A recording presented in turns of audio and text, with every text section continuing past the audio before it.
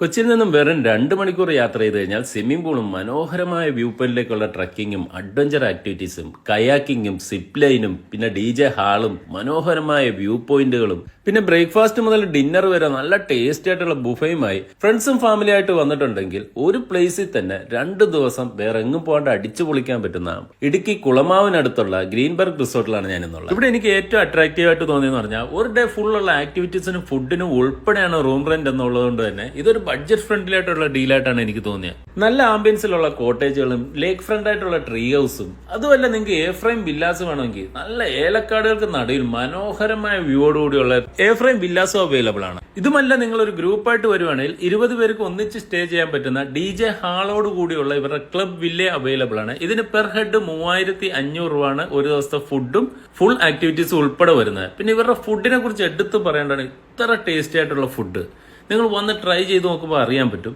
പിന്നെ early morning ഉള്ള trekking എന്ന് പറഞ്ഞാൽ മനോഹരമായ വ്യൂ പോയിന്റിൽ നിന്ന് കഴിഞ്ഞാൽ നമുക്ക് ഇലവീഴപ്പുഞ്ചിറയുടെ വിദൂര ദൃശ്യങ്ങളും മൂലമറ്റും പവർ ഹൗസും കാണാൻ കഴിയും. പിന്നെ മോഹൻലാൽ ചിത്രം 12th മാൻ ഭൂരിഭാഗം ഷൂട്ട് ചെയ്ത് ഈ ലൊക്കേഷനിൽ തന്നെയാണ് കേട്ടോ. ഇത് മാത്രമല്ല ഇടുക്കി ഡാമും കാൽവരി മൗണ്ട് വ്യൂ പോയിന്റും ഒക്കെ തൊട്ടടുത്തായതുകൊണ്ട് തന്നെ നിങ്ങൾ ഫ്രണ്ട്സും ഫാമിലി ആയിട്ടൊക്കെ ട്രിപ്പ് പ്ലാൻ ചെയ്യുവാണെങ്കിൽ തീർച്ചയായിട്ടും സജസ്റ്റ് ചെയ്യാവുന്ന ഒരു സ്പോട്ടാണ്.